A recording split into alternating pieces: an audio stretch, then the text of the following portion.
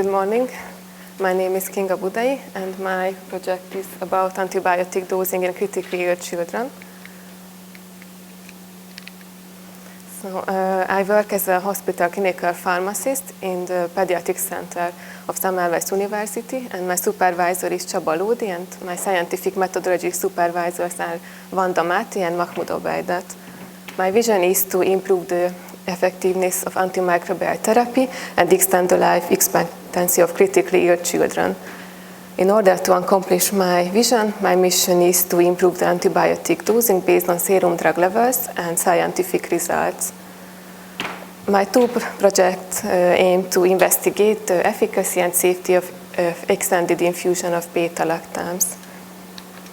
So let's start with the first project, which is a meta-analysis.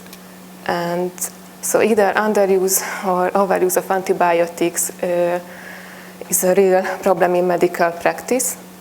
It is essential to maintain the target concentrations maintain the drug levels in the target concentrations, and both pharmacokinetic data and meta-analysis among adults showed the benefits of extended infusion, and it is associated with a significantly lower mortality. So there are three options of administration of beta-lactams: the bolus, the extended, and the continuous infusion. And in the following, I will call the extended and the continuous infusion in overall the extended infusion. I mentioned the benefits among adults, but in the case of pediatric patients, we don't know whether the extended infusion has the same effect. So our aim is to evaluate the clinical efficacy and safety of extended infusion compared to short-term or bolus infusion.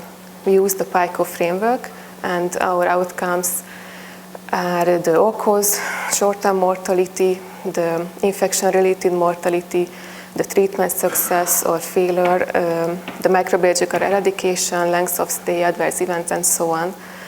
And our hypothesis is that the extended infusion is associated with a significantly lower mortality and higher efficacy.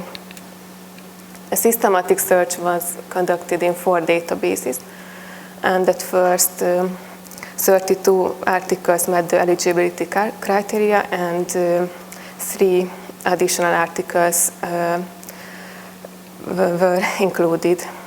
But after exclusion of some studies, only 19 articles remained in our meta-analysis.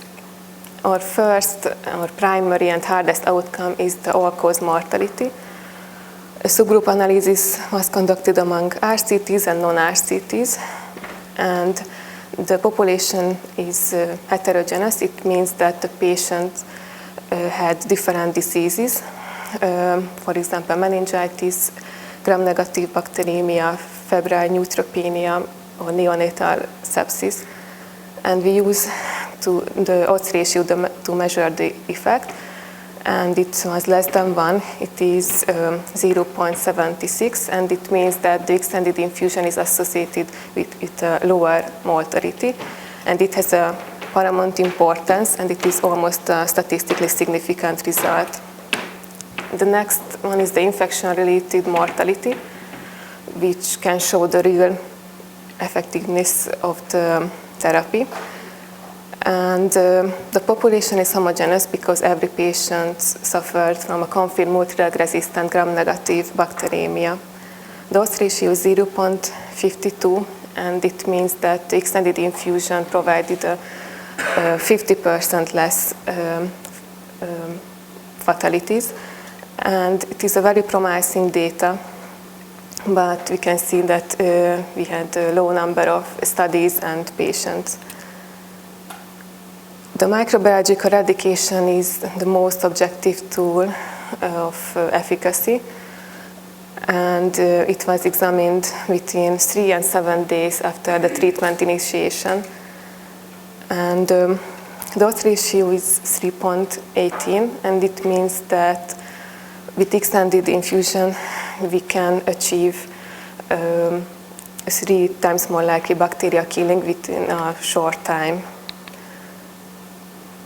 Another important thing, achieving the pharmacokinetic pharmacodynamic target. In critically ill children, it is recommended to maintain the plasma levels fourfold higher than the minimally inhibitory concentrations through the whole dosing interval. Dose ratio is 4.30, so with extended infusion we can achieve more chance a target, more chance as optimal target. The last one are the adverse events. We distinguish two important adverse events, the acute kidney injury and the hepatic adverse events. And we can see there were no significant differences between the two groups. So the extended infusion is considered safe and no serious adverse events were observed. Our strength is the rigorous methodology, and in addition it is a hot topic because of the growing antibiotic resistance in a vulnerable population. We have several limitations, the limited number of trials and cases and the heterogeneous population according to the comorbidities, ages and co-administered antibiotics, and overall we evaluated a high risk of bias. In conclusion, the extended infusion is more effective in the earlier microbiological eradication. It is associated with lower mortality and it is safe. For implication, we can recommend the use of it, and however, further high-quality RCTs are required and therapeutic drug monitoring. Here is my manuscript status. So the internal review finished yesterday, and our target journal is the Lancet Infectious Diseases. I mentioned that we need more high-quality data in this topic, so this is what our second project is about. So we already know the delivery options of beta-lactams, and that higher probability of target attainment was observed in several pharmacokinetic studies among children with extended infusion. And our meta-analysis showed the benefits of extended infusion. However, we have several limitations. So our aim is to decrease these limitations and evaluate the better drug exposure and clinical efficacy and safety.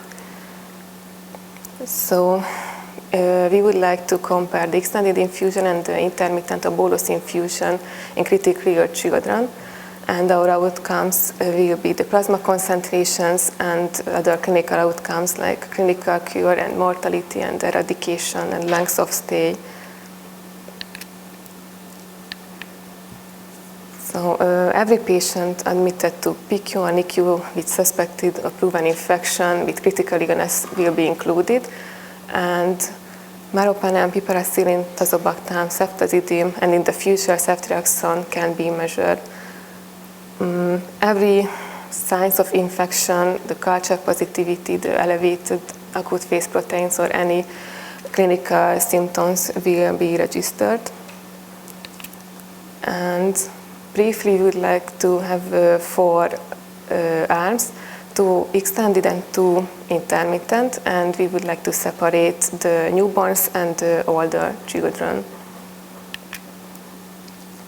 Our primary outcome is the proportion of patients achieving the pharmacodynamic index, and we would like to measure the trough or the lowest concentrations of the drugs before the next dose in steady state.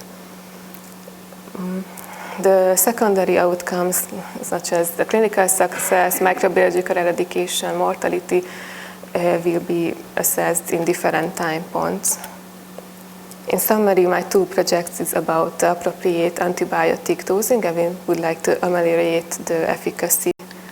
And I would like to close my presentation with a quote: "Anyone whose goal is something higher must expect someday to suffer vertigo." Thank you.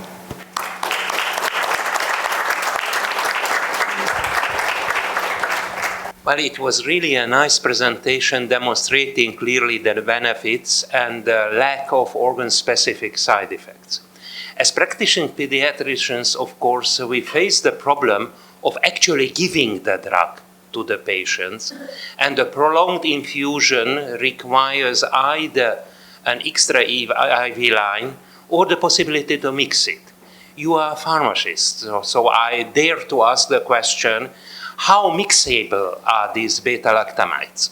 How can we prevent the practical problem that we need to give a drug during the whole day, let's assume, in parallel with several other drugs in these critically ill patients?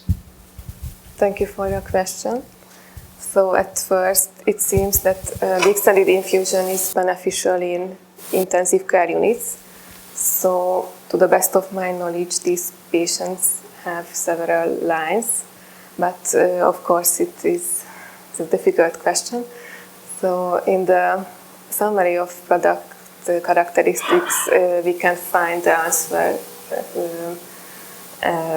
which drugs are compatible with these medications, and I know different databases too. For example, the Micromedex, there are several studies about this topic, so the mixing. So I don't know the exact answers for different drugs, but I can search it. Why you only want to include ICU patients? Thank you for your question. I mentioned that this critical patient has the benefits of this delivery option, but it is a good idea. We can expand the population if it is feasible. So yeah, we are considering this question. Could you make subgroup analysis based on the age groups, for example, neonates or toddlers? Yes, thank you for your question. We had a very limited number of studies, but we had subset analysis among neonates and among meropenem-treated patients. We examined the all-cause mortality, and among meropenem-treated patients, it was significantly lower in the extended group.